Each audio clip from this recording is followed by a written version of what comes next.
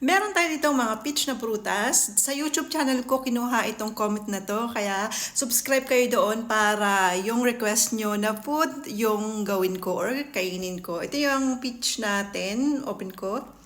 Oh, ang sabaw. Ayan. Wow, ang sabaw niya.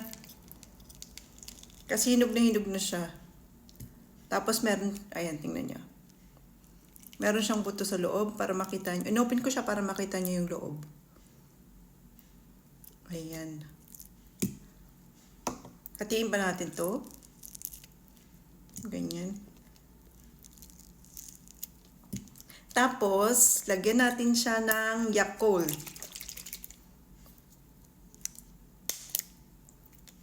Follow niyo ako sa YouTube. Ba yan? Ma-open. Ayan.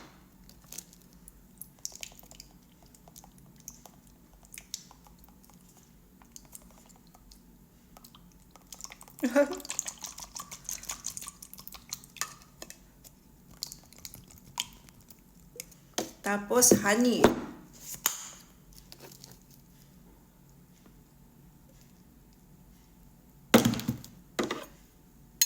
Cheers! Haluin natin.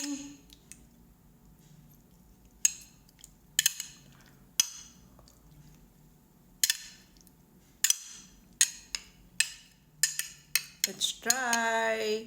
Cheers! Peach with Yakult and honey.